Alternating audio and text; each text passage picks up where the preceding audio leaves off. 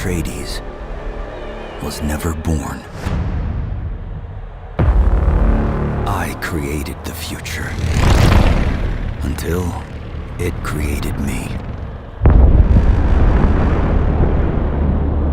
But I see a narrow way, a path that might have been. What if my mother had obeyed her orders and given birth to a girl?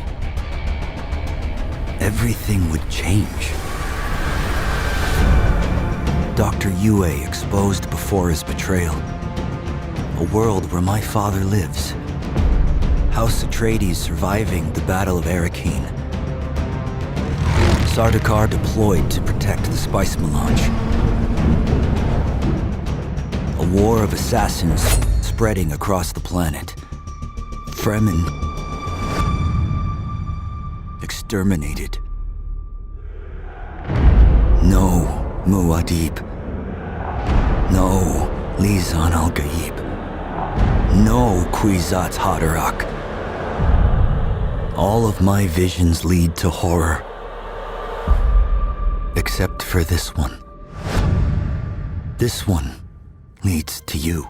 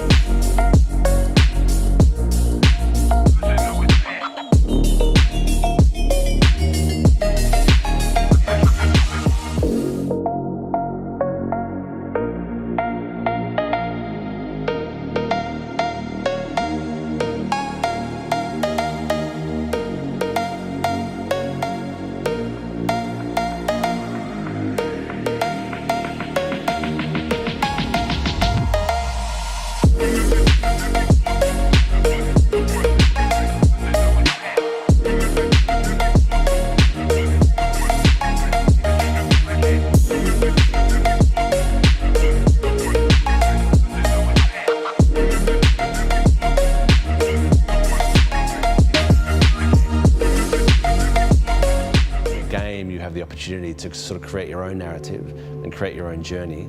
The most exciting aspect for me is the fact that you can take what you've enjoyed and loved and you can build your own stories and your own places. And that to me is the ultimate goal, is to have, you know, complete control. Using Unreal 5 to create a game is obviously one of the better choices. Unreal 5 gives us flexibility through the blueprinting system. It allows us to handle amazing graphics through the rendering system, the lighting system such as Lumen. Lumen technology allows proper light bouncing. If I had to say one thing in the game that really benefits from Lumen, it's player crafted spaces. In our case, it's like you build a room and you place a window, and the window lets in natural light, and the light will fill the room in a way that feels real. And that technology hasn't existed before. Before Unreal 5, in the olden days, you had to use what we called the LOD system.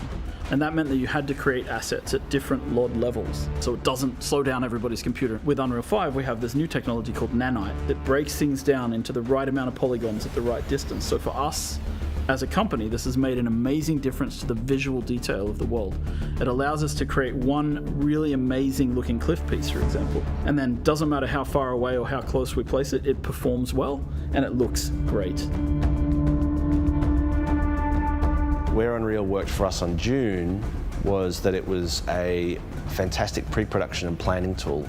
On Dune Part 2, we had some very complicated scenes, and we were able to previs all the way from Budapest what the light was going to be doing well in advance. It's the only tool that I've used, I would say, in my 25 years of shooting that is able to be used across a wide spectrum of films by different types of filmmakers.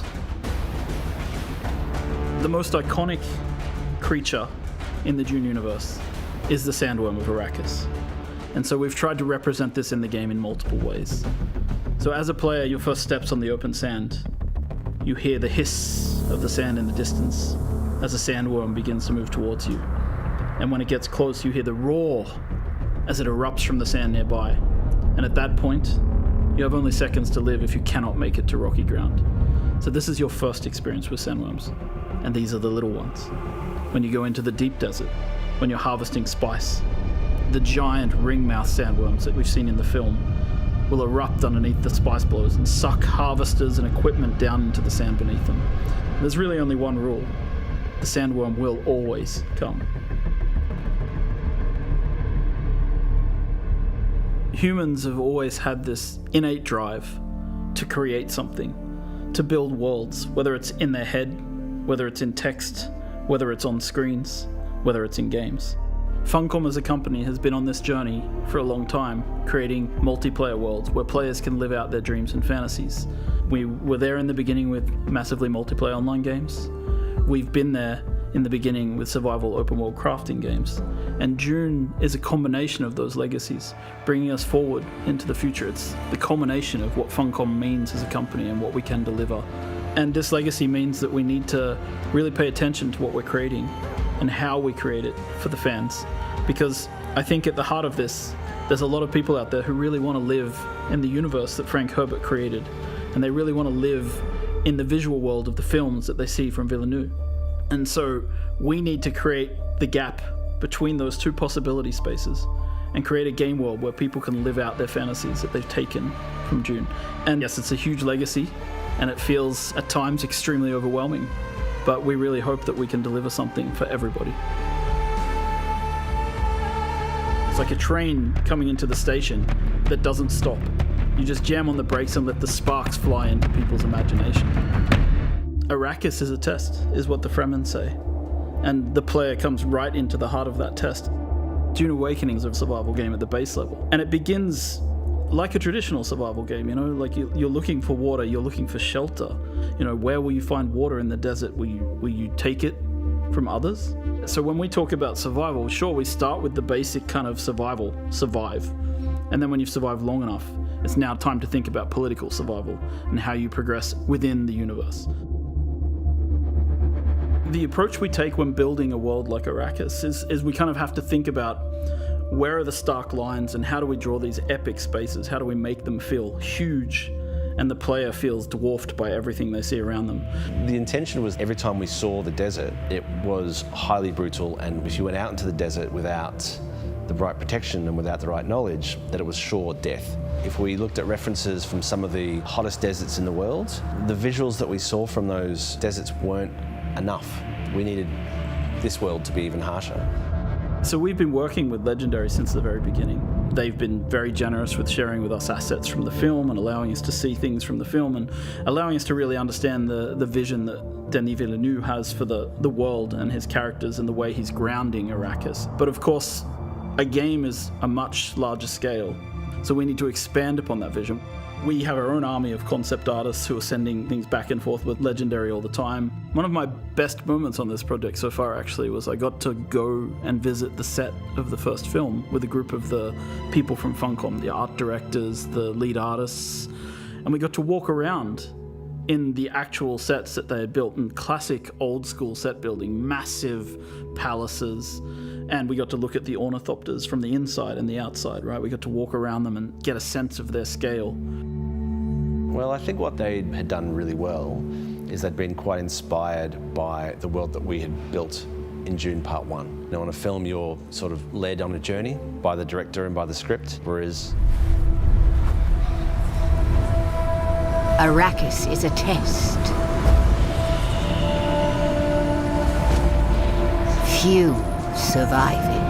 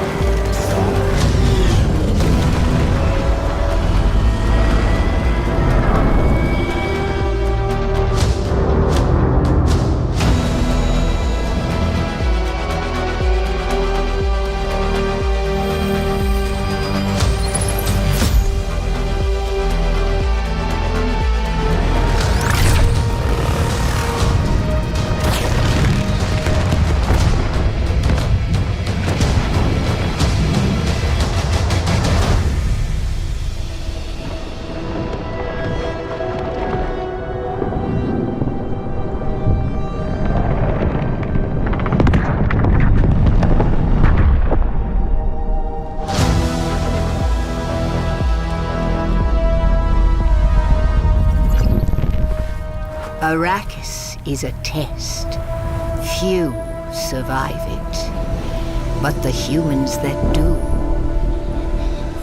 awaken. I must not fear.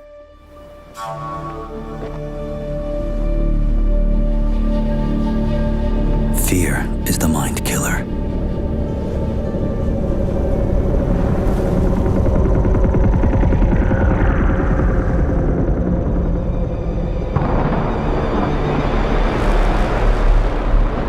Fear is the little death that brings total obliteration.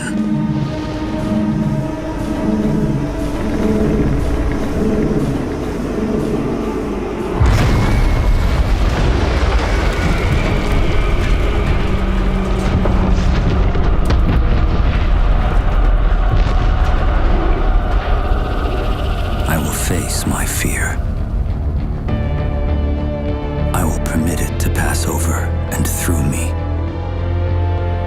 And when it has gone past, I will turn the inner eye to see its path.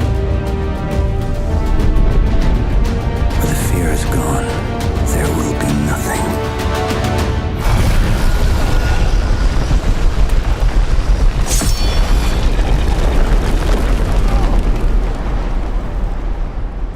Only I will remain. It starts in the desert. You cling to life. You find others, friends. You wander the dry, dirty streets of civilization. In the ancient halls of the testing stations, you find answers. You seek the secrets of the ever-shifting sands. Spice.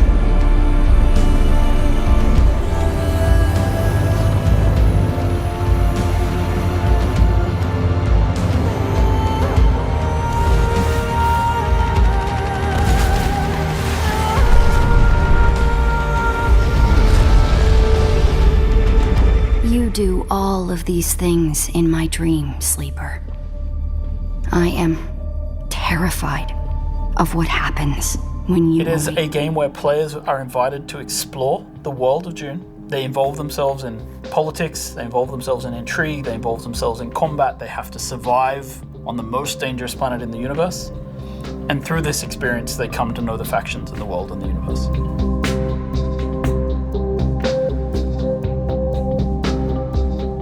So when Dune Awakening begins, you are a castaway on the planet in the deep desert, and all you have is a knife that you've made out of scrap metal. And you need to creep into enemy camps and knife them in the back and steal the water from their steel suits. By the end of the game, perhaps you're running a guild. You have a fleet of vehicles, ornithopters flying in formation, sandbikes cruising across the desert beneath them, tanks kicking up a cloud of dust as you drive to a spice blow in the distance in order to harvest with your guild. And you see in the distance another guild coming towards you, and just as you clash, you hear the rumble of a sandworm coming. That's combat in Dune Awakening. My name is Viljar Sommerbach. I'm the game director on Dune Awakening. You start out in the desert, surviving, clinging to life, and in the end, you might become someone like the Baron Harkonnen, and then you try to cling to power. Arrakis is the most dangerous planet in the universe. Surviving on Arrakis means that you need to prepare for sandstorms, you need to find water, it's a constant threat against survival. Water discipline is an important part of survival. In the beginning, it might just be water for yourself. In the end, you might need industrial levels of water because you have industrialized your base. And the storms are an important part of survival as well. You have to find shelter in the beginning, you have nothing to your name. After a while you will have a base, and then you will build a bigger base, so that doesn't become as important. But then you always have to go out in the desert and make sure that you can compete against the desert. In the end, you might even be riding the storms of the desert to actually gain access to unique resources. But you always need to return, and every time you go out, you have to be careful of the worm. Because if you get caught by the worm, there will be nothing left of you, and you will leave nothing behind. With Dune, we have a particular focus on a style of combat that we like to call combined arms, and it takes all of the elements that players would expect from the books and the movies, and it puts them together in this great chaotic kind of experience. So we have vehicle combat, we have abilities that you might see in the great schools in the Dune universe, we have melee combat, and we have range combat, and all of these things work together to create both player versus environment, PvE kind of combat, as well as massive PvP battles for players to participate in. And it's the combination of these things that really makes it feel like sandbox combat, where players have the ability to, pick their loadouts and see how they go into battle. We have a broad spectrum of combat capabilities. We have melee weapons like knives and swords. We have range weapons. Then we have ground vehicles and air vehicles. They all come with configurable capabilities like las guns, rockets, miniguns, things like that. You will be fighting on foot, you'll be driving vehicles, you'll be flying in ornithopter, and it all comes together there. The more coordinated you are, the better it is, the better prepared you are, the better it will be. If you're playing with someone for the first time or you didn't prepare properly, it will be chaotic, but if you prepare, if you coordinate, then you will perform with lethal efficiency. So, the world of Arrakis is full of political intrigue, and we have this fantastic concept from the stories called Canley. And Canley is basically the rules of engagement. It's this thing called the Great Convention that defines areas of the world where players are allowed to interact in different ways. So in Dune Awakening, players will have different areas of the world that are enabled for example, full player versus player combat, and areas that are safer and that are patrolled by Sardaukar troops and kept safe. And so players really have this sort of free opportunity within the sandbox to find the locations where they can fight with each other, or to stay in the locations where they're safer, right? And that's up to the player and how they want to approach the game. In Dune Awakening, we've got many different types of weapons from across the universe, drawing upon the books and the movies. We have las guns, mauler pistols, we have scatter guns, pellet guns. In addition, we have all of the sort of melee weapons you'd expect to see, crysknives and kinjals and short swords and rapiers, And in addition to that, of course, we also have abilities that players can learn through the great schools of the universe, such as Mentat abilities or Bene Gesserit skills. You can fight other players wearing Holtzman shields. There's a system involved where people will want to get close because the slow blade penetrates. And so you want to use melee to get through a shield in a duel like that. And of course, like if people don't have shields, because shields draw the sandworm, you want to make sure that you use ranged weapons. So there's a real interplay between systems, between the way that shields interact with both the world and the environment with sandworms, and also how they interact in close personal combat. Anytime that you step onto the sands of Arrakis, you risk drawing a worm. You can multiply that by driving vehicles. On the surface, you can multiply that by using shields or suspensor belts. Holtzman technology will draw the worm.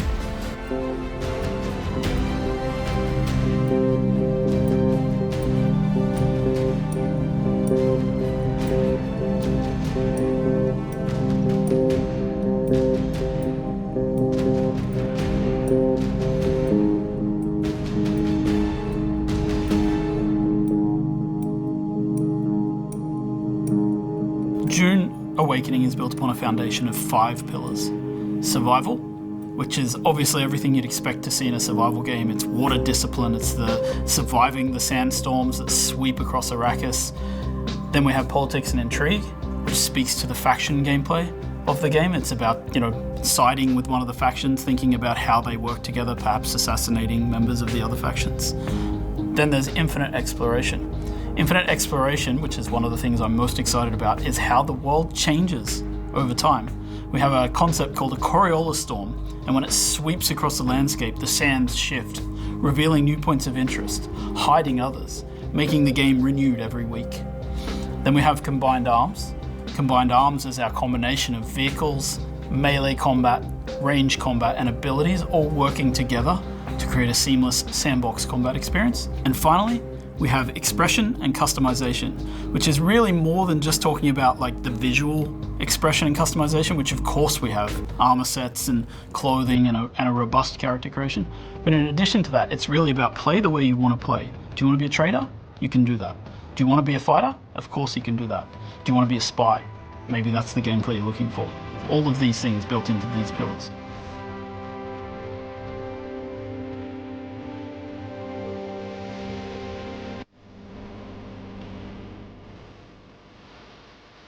So Anarchy Online, when we started, Anarchy Online was a huge undertaking for Funcom at the time. We didn't always know what we were doing, but we were learning on the job to a large extent. As Funcom now has a long track record of MMOs, we know we're not new when it comes of challenges relating to server technology, to relating to player population balancing, with relating to the RPG aspects of it. So everything that went into the earlier MMOs that we did comes into play here. We are taking it a lot further though, because we're not a traditional MMO in the sense that there's combat in our game is much more second to second and intense than you would find in an MMO, for instance.